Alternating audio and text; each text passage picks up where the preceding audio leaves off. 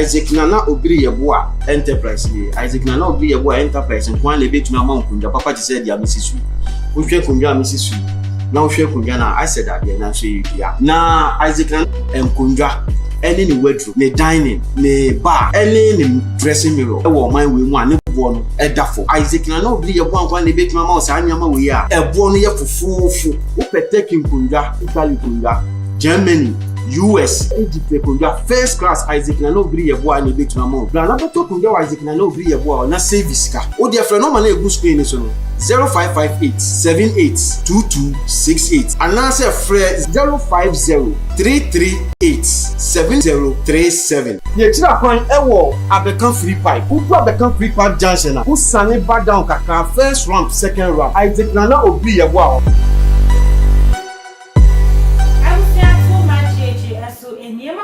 akwa mo sheshe biem el mobile fili kese so so yatina se yedemu live and calling to other roma oba so na wa subscribe dem am ehia me share videos na ma for insa enkabi enkoma ye ba be de family no me no to ade nche no so e be hia enti other roma obetumi da fa comment section on me bra dwuma de ni ekoso no ye be kin kan ni na e de ama midi e de na efia sewa ye nyina ye nim semse egusua e wa ahombo abo amua na watwe ye bi ye Ira John Dramani Mahama a former president ekopie mu e wo bono a obo ne nto a wo hono ma na busua ensem odi tu dwa na ye kamia kwa ese mpanyifo o mani abre na watwe kro na emu nso no akompre akoke na Agyapong ye mra hye bedwani ene ma ade hye wa Asin Central no nso ekopie mu e wo Kumase ono nso de ensem bi akwakotu dwa ni nyina ne se wose MPP before obo ne ho po ebre ohi ne ti so opeso ye mampanyin no MPP before ni se MPP before no ye fo ye wo mo na so man to mu niema ye abusua de ebesi ne enhyada nya ni kasa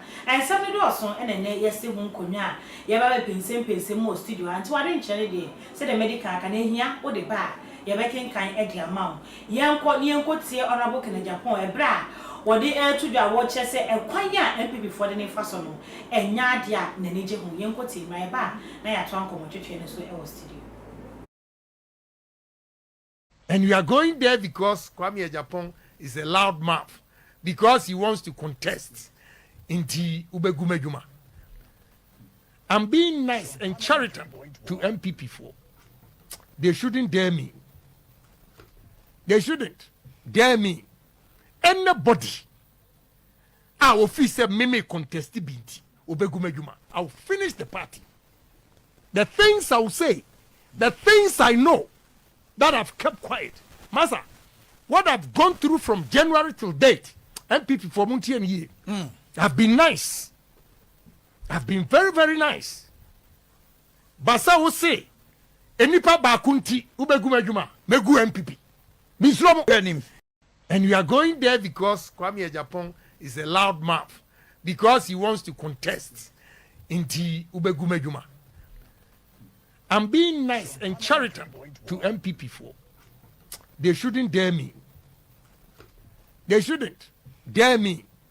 Anybody, I will face a meme contest binti Ubegumejuma. I will finish the party.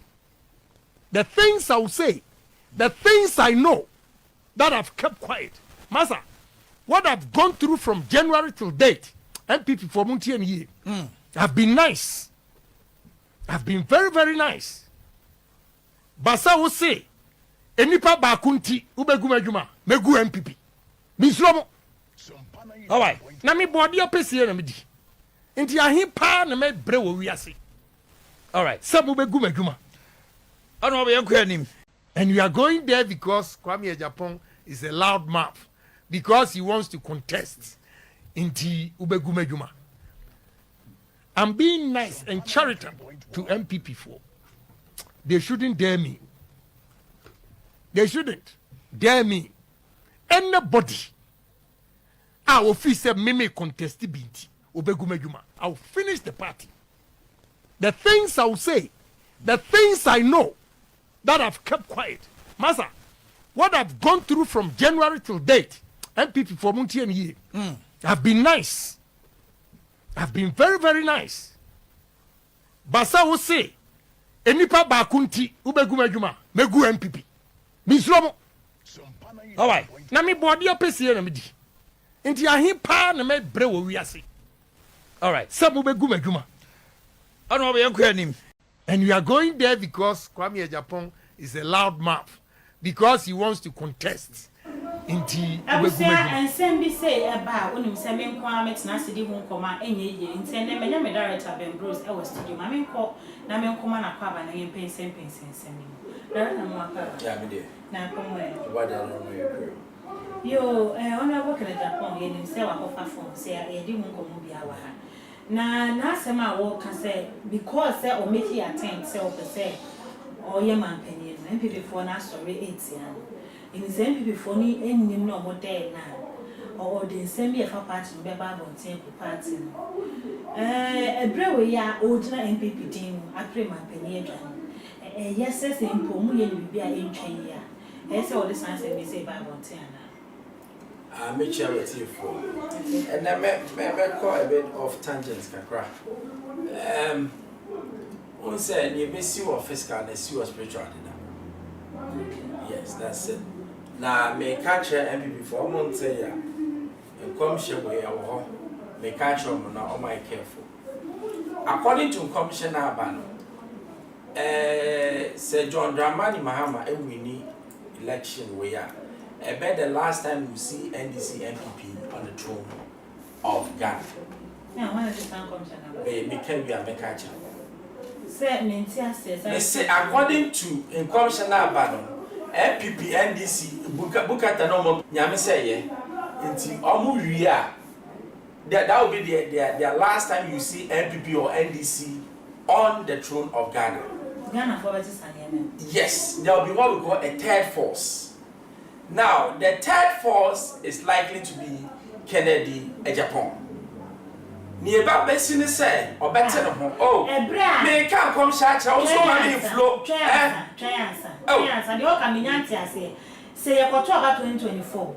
Near the 2 million John Dramani. Yes, no bear president. Yeah, 2028. No, the 4 years. Yeah, 2028. Yeah, no, and your NDC and your MPP. I compare. Thank you. Or better than what this time. Or to the one, or be a very big political figure. Into 2028, no, or no, or befa Akinyano. Now, on my in the name of there be on by the name of MPP. By the own political party. Yes, independent. There be the own political party. With the members of Parliament be from. And no name commission or what he said. You see, in commission the bar, you have a chance to what? Destroy it or to maintain it. Okay. It is an MPP. Say nobody back on there and you imagine commissioner too. Say commissioner na bemuno. Because you started internally. Because one who said they be a say try to find John Mahama ebesroye Kennedy. And ya baumia. And ya Alanchamantin. Oh really? The traitor your friend is saying, John Dramani said, or just a competition, they're very serious by Kennedy Agyapong. Do you know why I'm saying that? Because, first of all, Ghana for your bread, MPP, NDC, lies. And I also say, Baumia is part of the ruling government, or your head of economic management team, or your vice president. What is he bringing new on board? That's a Kennedy a part of. There be on your part of the executive or parliament. There be committees. And no, committee no so no. Yashamra. And no, they see to the day activities of or debate on issues. But he's not in charge. Member of parliament. There be now in your ear. Master stroke beer where we can or yeah say. Osasami report me who said.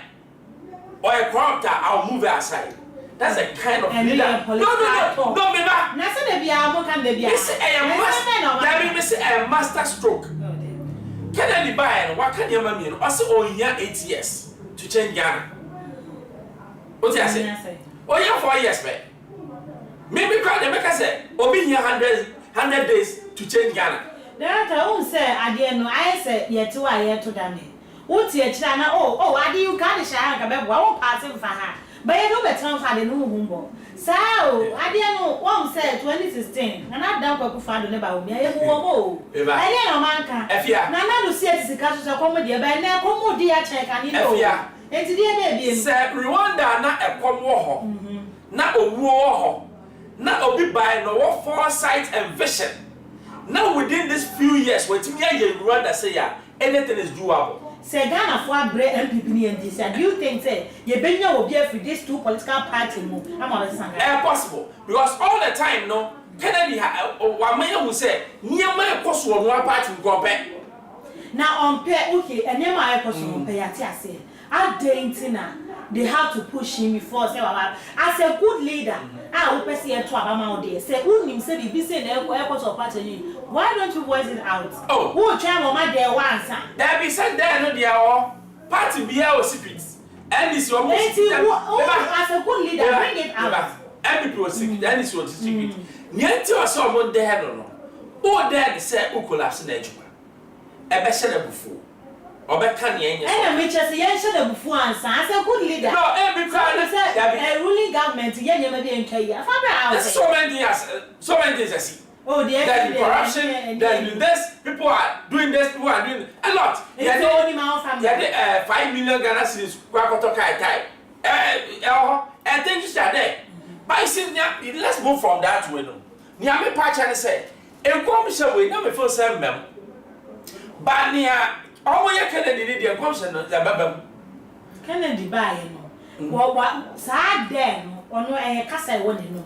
Wow, and this person should dare me. I'll bring this out. This person to yeah, dare not there. But I mean, or Cassa dare me, they keep quiet. And making him a good leader. There be any good leader beyond Sunas or Cassa. And yes, assembly or high and cut. And you'll be one no crime here will say you or high. Or watch, I will say what you are doing now. Or buy one positive 3 policies of the government. Say, and your papa, your papa. You been delving into it. But you may patch and say, or patch or say, me war party mu, it doesn't mean say, what am I again? It took the former CJ, so far Akufo, say, obefi the position and sell what me I can, your kind. Kennedy, you say that be me war, but I'll say it. That is a mark of a brave one person. Now, you share this angle. Yes, share honorable Agyapong unity. Cabinet Agyapong unity. Adeni more unity, and Kasha unity, Dr. Bawumia unity. Sa a free Akutoso unity. Sa Crofo Wenina, a MPP gurus. Na Akunaba ope, Muslim open, Ghana ye day, Ghana also. Na Akunaba ope, the same political party, Nipa Bay 8, more unity, say more pay. Sa prayer now or more ayen. Would you say one? Breaking the 8 year more pay. Baby, I'm more headed towards our way. Also, my cry, I may also my party. I'm a mobile and open a mother. I could not to a sanity, I prepare them, and the baby, I prepare them. But people would rush to pick forms and all that. And the norm. But as more prayer, we're making sure some utterances be known and say party because at the end of the day, what you are looking for is power. It's some more utterances be as a partner. Who is going to bring you what? Power. It's an only answer. So what I say? Now, when I was say MPP for then, when you say a seminar, what bosom, and quite of different way be the other party man. Oh, Nasa and is for so those who can say someone then. There it is, will be a typical day. There be at this moment. Friends and grounds, sir, or yeah, so that you know, say, Bibi, bet me, yes. And now say, met me, I hear Bibi, Nabi. You see, what I'm trying to say is that they should be careful. Because, say, Obi lose match, no lose failure, only problem. But, who yet send me Chinchimo, sir? That is where the problem is. Okay. No, so be quiet, I'm losing. I know the FOB. but I said na wuchim no na sesi a ye starting ball no cry no I said na akọ ball ye more the ball no cry na referee na be yi yellow card a check for me yensa ye starting match ni o say bi na ekoso esa the opponent no na ni break you obeka say na the ye starting ball na ye say so why ya ananya make say it they should be careful. You see MPP are there how pie in position. Say Samantha be where the buy a check. And you buy a check. You pay you met me a jumano. Obi a batch about Jimmy. Will be a bed now or Yasa. But I didn't your father hand channel yesterday. I did you on my channel hand. I didn't ever rattle from Mammy chat off for my Rollins, no, be a so baby. I did have a Tobia. I did no, yes, shower soro. I did if I tell you. Messi, yes, shower soro. I did if I told you. Every people, oh, okay. Every people, so they think they can win. They think they can do better than the current government. I don't want to government to say I can do better than you, including Bamia. No, over the break where it means I can do better than you. It's not so over. It's maybe the music I couldn't at all. Yeah, pray. But it should be fair and what? Fair. My no be a move. Or man buffu the better the party no. Okay. I will see too much age and when you go so our action. Now what I compare ko Agyapong e ko PMO e wo Kumase e na ode ensemi to just say the MPP for ne ye no agro no mu ni di nani nye ho say betumi aka se won koto no afa de ofoma na mo de aba wo ne to sa de ko ba se be ha adwen na director action na adwe wo ho menya original prophet eso wa ha say ye aprapre na mo pre no yan for mo embonra sunsumu ha de say the omo ye na was spiritual background be eta hira na original no akaba me da say na bomo yesu adom ho odem pa yo na wo hwe MPP mpanyufo akese ya omo yiyi omuti e wo akonya mu omo prepra asha ase entem say na wo hwe sunsuma de na ekoso bibia ye kama de ekoso na ni so a me da say me tiahwefo nyina so director so wakasa pa de wo mu nie on say me medikan akan se bebere se de besi 1 MPP mu nya de ketwa. So what I yeah, medical car. I'm say too much higher. Medical car say the best in the ketwa. And now, say okuna koye spiritual capacity. So if you are not strong in spiritual side, your work say. Now Agyapong you be a sunsun no. Wa pain who was sunsun. Agyapong kita to me pa. To me one. Yes. Ready to me when over and yeah, to me power is a power. Okay. Aha, power is a power. Na Agyapong you be a uka sunsun asema de a what is sunsun ne ma se wode ne hwawre sunsun so nsemu nti se ye ka akunwe agoro die basis ya telling you Agyapong be fa de no yes because spiritually no waye nyema bebre wo ho a waye a kire se sunsun no ade na ekura nansa na original de eka kona se obi aso kan de bi so kire se de eka kona de ala na de no sukura no and I catch you say Alan the spiritual capacity will form. I'm telling you spiritual capacity and I catch you say omo ni fa omo pra de ni nyama Agyapong Ipa 8 na machum omo chum ti ni nyina na Agyapong aye very strong I was sunsum say the ba physical de ya ye bit fa kai de pese ye kebia ba ye kan sunsum mu de ya ene Agyapong okita sunsum ahon de ne agro de ba omu nyina omu abehye na se I'm telling you obi you ma hwe okay original yen hwe fit this angle say see ano was this MPP phone nim no mo den na obegu party wo hwa obetimi de say de wo ye din wo sunsun no every party kese we wo wanya ne wo o ma abakose mebre wo enwuma ma wo gidi se ne nsem na wo kan ya ano an say anasa mpani ampa before then obetimi go party yes obetimi se party na mbukuro obetimi abele na ase Agyapong kita MPP for keys bebre okita keys ba akwa 72 sunsun yes MPP for keys omsafua ba akwa 72 ni nyina kita honorable Agyapong anti MPP party ni di agoro a omo di agoro a sunsun the session ya waka automatically betimasi nti se omo session enum because okitakis e fa MPP party ho Kennedy Agyapong okitakis and sunsum e capacity kura na e fa party no ho anu odin so what you say anu odin enti me hu ne say enka omfa na kwan so just director aka say omunya na kwan so na no kura ndedi na de ebesi de obewini no wawini no omunya na saa so omunya na saa de a ebetuma boa but enko say ebe ha adwen edi asankese na original me yen hwa de say wo party mu ache yeah even na central kunyan kwa watena so ache yeah na say wo ka so kura party ni kese na odi enwan say bufo wan ko brave kure unyi ni say be ha adwen ana me kan say ebetuma ha adwen pa de wo mu ni say party no obetuma di akirache so what I say say ga ya say kan direct na say yam prebium kwa say ga ba omi na de be ma no anamboa obi ase o yam former vice no want to ask wa say ga ba omi na de be ma no but I want asem na won so what I say I ho na asem na won ani madika aka e wo tuma GH ha say impanyifo bebre e wo MPP mo